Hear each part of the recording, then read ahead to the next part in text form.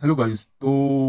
आज हम एक बहुत ही स्पेशल वीडियो के बारे में बात करेंगे कि हम अपने डाटा को डेटाबेस में किस तरह स्टोर कर सकते हैं। और आज हम बात करेंगे हम एसक्यूएल डेटाबेस को किस तरह अपने एंड्रॉयड में इंटीग्रेट कर सकते हैं और उसमें अपने डाटा को स्टोर कर सकते हैं। अगर आप इस चैनल पर नए आए हैं तो चैनल को लाइक करें एंड चैनल को जरूर सब्सक्राइब करें। इस वीडियो में हम देखेंगे कि जैसे ही हम वैल्यू फॉर कॉलम 1 के लिए हम अपनी वैल्यू इंटर करेंगे एंड कॉलम 2 के लिए जो वैल्यू इंटर करेंगे और फिर इंसर्ट करेंगे तो हमारा डाटा जो है एसक्यूएल डेटाबेस में स्टोर हो जाएगा।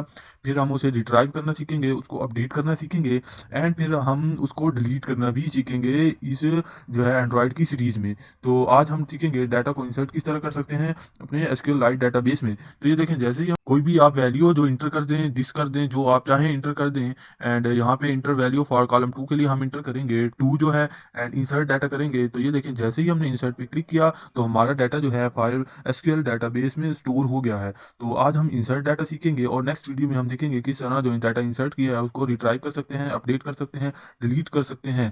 तो चलते हैं कंप्यूटर स्क्रीन पर और देखते हैं। तो guys, welcome back to my YouTube channel. तो आज की वीडियो में हम देखेंगे हम किस तरह अपने डाटाबेस में अपने डाटा को इंसर्ट करेंगे एंड फिर उसको, तो फिर आगे देखेंगे हम किस तरह उसको रिट्राइव करेंगे, अपने डाटा को अपडेट करेंगे एंड डिलीट करेंगे यूजिंग एसक्यूएल लाइट डेटाबेस को। तो उसके लिए आपने करना क्या है, सबसे पहले एक प्रोजेक्ट क्रिएट कर लेना है। प्रोजेक्ट क्रिएट करने के बाद जो है मेन फाइल में आ जाना है। उसके लिए हम यूज करेंगे दो कॉलम यूज करेंगे, दो एडिट टेक्स्ट यूज करेंगे, एक बटन। एडिट टेक्स्ट में जो है हम अपना वैल्यू डिफाइन करेंगे एंड टू में जो है हम अपनी जो कॉलम 2 में आईडी वो डिफाइन करेंगे और एक इंसर्ट बटन डिफाइन करेंगे कि जैसे ही हम अपने बटन पे क्लिक करेंगे तो हमें जो है हमारा डाटा इंसर्ट हो जाए। इंसर्ट होने के बाद हमें जो सक्सेसफुल मैसेज है टोस्ट के थ्रू वो हमें शो हो जाए। तो उसके लिए सबसे पहले आपने प्रोजेक्ट में आ जाना है। प्रोजेक्ट में आने के बाद यहाँ पे जो है आपने रिलेटिव लेआउट कर लेना है। रिलेटिव लेआउट रिलेटिव लेआउट करने के बाद जो है हम यहाँ पे एडिट टेक्स्ट को डिफाइन करेंगे। दो एडिट टेक्स्ट डिफाइन करेंगे अपने जो है डाटा इंटर करने के लिए। मैच पेरेंट एंड हाइट हम डिफाइन करेंगे रैप कंटेंट एंड आईडी हम इसकी सेट कर लेते हैं। आईडी जो है हमेशा हर edit text text and button की हमेशा यूनिक होनी चाहिए। तो यहाँ पे हम आईडी रख लेते हैं अपने एडिट टेक्स्ट। आईडी हो गई हमारी, ये हमारा एडिट टेक्स्ट 1 है तो यहाँ से हम डिफाइन कर देते हैं एडिट टेक्स्ट कॉलम 1 के नाम से। एंड उसके बाद हम इसकी ओके यहाँ पे ग्रेविटी जो है दो एडिट टेक्स्ट डिफाइन करने हैं हमने। ग्रेविटी इसकी सेंटर कर लेते हैं यहाँ पे।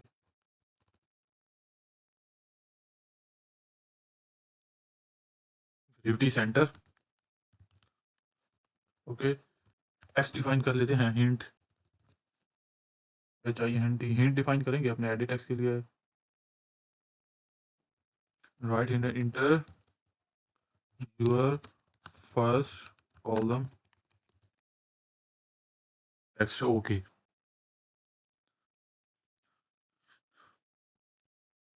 T text. तो इसके बाद हमने एक और एडिट टेक्स्ट करेंगे जिसमें हम जो है कॉलम के लिए वैल्यू डिफाइन करेंगे अपने। तो उसके लिए हम क्या करते हैं, यहाँ से कॉपी कर लेते हैं और उसको हम यहाँ पे पेस्ट कर लेंगे।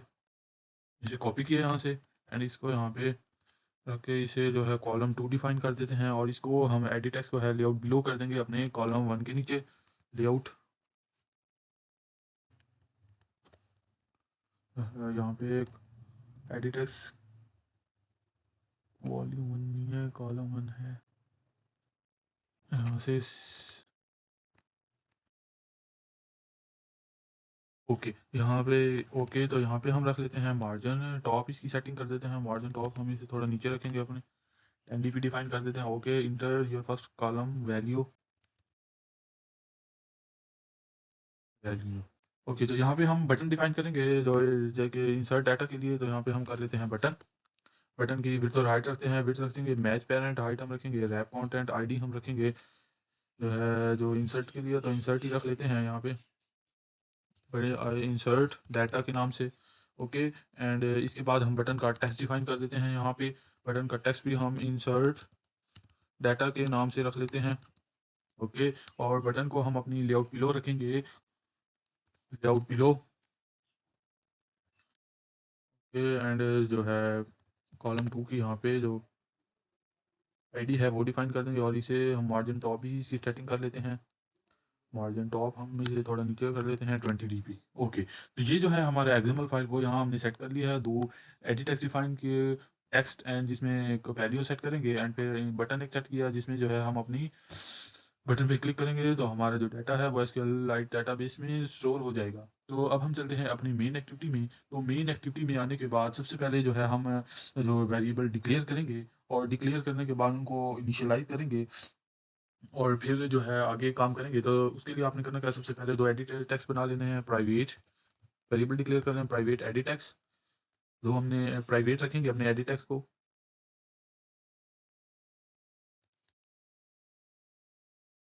ओके, एक हमारे पास है कॉलम 1 के लिए एंड एक हमारे पास है कॉलम 2 के लिए COL1 के नाम से एंड सेकंड हम डिफाइन कर लेते हैं